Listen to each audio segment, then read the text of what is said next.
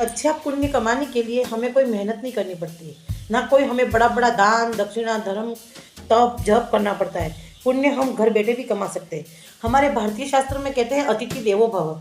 अगर कोई अतिथि हमारे घर आ जाता है वो देवता तुल्य माना जाता है। वो क्यों माना जाता है? हम उसकी स्थिति को देखकर, या कोई वो बड़ा है छोटा है, बड़ा है तो हम उसे बड़ा मान देंगे, ऐसा नहीं करना है। हर इस समय अगर हमारे घर में कोई जीव भी आ जाए, कोई पक्षी भी आ जाए, कुत्ता भी आ जाए, कोई भी आ जाए, इंसान आ जाए, चाहे छोटा हो बड़ा हो, कोई भी आ जाए, अगर हम यथासंभव उसका आदर करेंगे, सम्मान करेंगे और उसे वो प्यार वो इज्जत देंगे, तो उनके अंदर से निकलने वाली दुआ है, उनके अंदर से जो एक दुआ निकलेगी आत्मा से, वही हमारा पुण्य बनकर हमारे परमात्मा की बैंक में जमा हो जाएगा।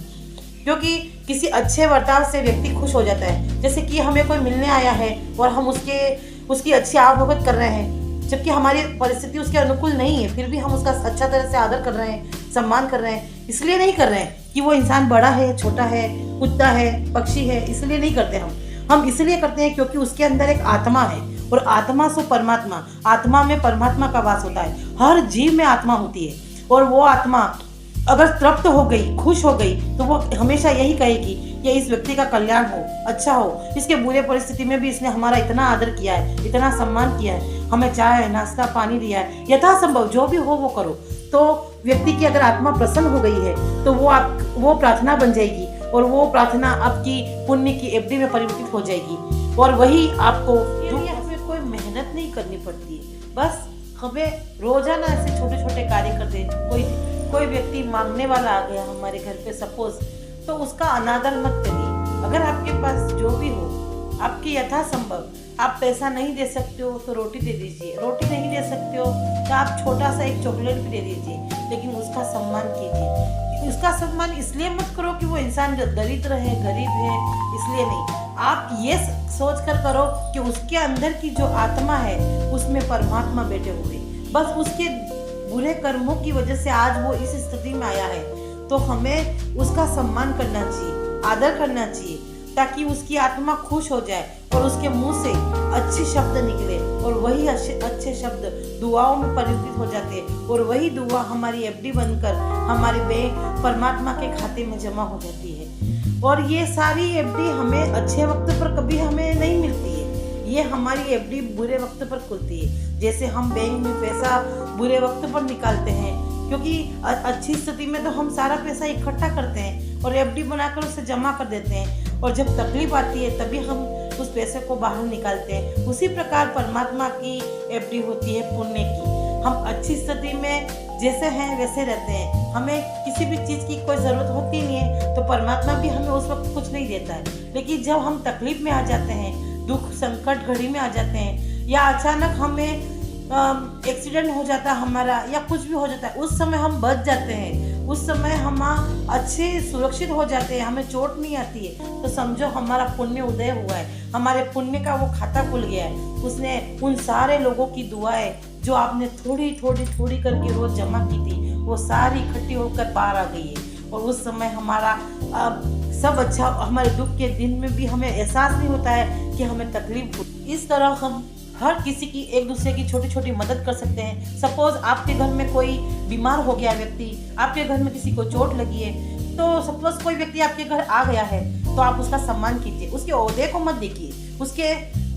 मतलब बड़ा है छोटा ये मत देखिए, ये देखिए उस जीव में वो आत्मा कौन सी। अगर आपके घर में कुत्ता आ गया है तो उसे मारो फटकारो मत, बस वो देखो कि उसके अंदर की जो आत्मा है उसमें परमात्मा बसे हुए हैं, बस उसका आदर कीजिए, उसे प्यार से एक रोटी का टुकड़ा दे दीजिए, तो खिलाकर उसे वो अपने आप चला जाएगा, वो रुकेगा भी नहीं, बस एक रोटी के लिए आता है। उसके कौन से बुरे कर्मों की वजह से वो उस योनि में है अभी, कल को हम भी हमारे कर्मों की वजह से अगर उसी योनि में चले गए, तो कल वो व्यक्ति अगर मनुष्य अवतार में आ जाएगा तो कल वो भी हमारी मदद करेगा। हम जैसा देते हैं वैसा ही हमको रिटर्न वापस मिलता है। परमात्मा का ये न्याय चक्र है, इसी कर्मों को भुगतने के लिए हमें इस धरती पर भेजा जाता है, इसी चीज का हमें एहसास दिलाया जाता है कि हम जो कर रहे हैं वही हमें वापस मिलेगा। इसीलिए हर व्यक्ति को हर छोटे छोटे कार्य करते समय एक एक चीज का ध्यान रखना है।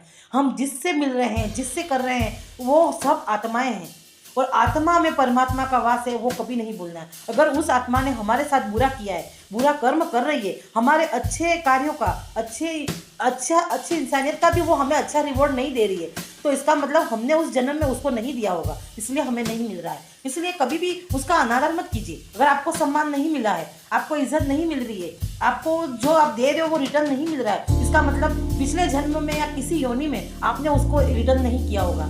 वही कर्म हमारी क्योंकि आत्मा, याद रखना कि आत्मा कभी मरती नहीं है। हम जिस योनि में जाते हैं, जैसे जाते हैं, जो कर्म करते हैं, हमारी आत्मा सब कुछ याद रखती है। उसे एक एक चीज की बात का पता होता है, बस हम भूल जाते हैं। हमारी बॉडी भूल जाती है पर हमारी आत्मा सब ध्यान रखती है। हम बस बॉडी परिवर्तित करते हैं, कभी किस रूप में होते हैं, कभी किस रूप में होते हैं। बस वही, जब तक हम हमारे अंदर के सारे चक्रास को बैलेंस नहीं कर देते हैं, तब तक हम पुनर्जन्म लेते ही रहेंगे। परमात्मा हमें हमारे कर्मों को तब तक हमें धरती पर भेजता रहेगा जब तक हम अपने पूरे कर्मों को रिलीज नहीं कर देते हैं और पूर्ण रूप से परमात्मा में विलीन नहीं हो जाते हैं। तब तक हमें हर योनि में भटकना पड़ेगा। 84 लाख योनियों में जाकर हमें एक मनुष्य अवतार मिलता है। इसलिए हमें हर चीज का ध्यान रखना है। छोटे छोटे कार्य करो, बड़े बड़े नहीं हो सके तो कोई बात नहीं। कोई तुम्हें नहीं कह रहा है कि तुम बड़ा दान करो, बड़ा व्यक्ति बनो, बड़े लोगों से मिलो, कुछ नहीं करना है। सिर्फ हमारे घर पर जो भी आता है उसका हमें हृदय से स्वागत करना है, उसकी रिस्पेक्ट करनी है। चाहे वो दुश्मन भी आपके घर आ जाए, उसकी भी रिस्पेक्ट करनी है। अनादर किसी का नहीं करना है। अनादर करने से उस व्यक्ति की आत्मा को चोट पहुंचती है और वहां से जो बद्दुआएं निकलती है, वो बद्दुआ आपके जीवन का सबसे बड़ा संकट बन जाती है।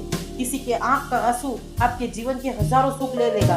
इसलिए हर इंसान को खुशी देने की कोशिश कीजिए। चाहे वो इंसान आपको खुशी नहीं दे रहा है तो भूल जाइए, कोई बात नहीं, वो उसका कर्म है, वो इसलिए कर रहा है, वो नहीं दे सकता है। हमारा यही संदेश है आप लोगों को कि अपने कर्मों को अच्छा कीजिए। हर सिक्के के दो पहलू होते हैं, एक अच्छा एक बुरा।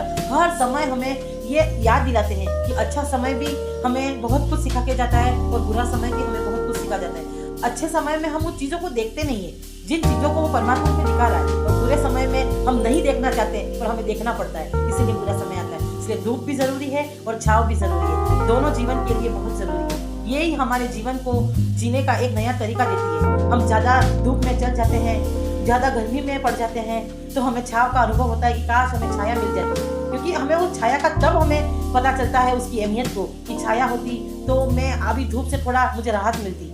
इसी तरह हमारे दुख और सुख होते हैं। सुख में हम उस दुख छाया को भूल जाते हैं, फिर हम जब दुख आता है तब हमें पता चलता है। तो इसलिए हमें हर चीज का अनुभव करना चाहिए। इस धरती पर हम हर चीज का अनुभव करने के लिए आए हैं। तो बस आज का हमारा ये वीडियो अगर आपको पसंद आए तो हमारे चैनल को लाइक, शेयर और सब्सक्राइब जरूर करना। और अगर आप हमारे इस चैनल से हमारे इस मोटिवेशन से आप प्रभावित हैं तो आप कमेंट बॉक्स में जरूर लिखना आप कि हमारी ये बात बिल्कुल सत्य है कि नहीं है, क्योंकि हमने जीवन के बहुत सारे अनुभव लिए हुए और हम जो कुछ बता रहे हैं सब हमारा ये बेसिक अनुभव है जो हमने लिया है, तभी हम आप तक रिटर्न कर रहे हैं। हम चाहते हैं कि आप भी आपके जीवन में हर एक चीज का ध्यान रखते हुए अपने जीवन के कर्मों को करिए, क्योंकि ये सब वापस आते हैं। Thank you so much.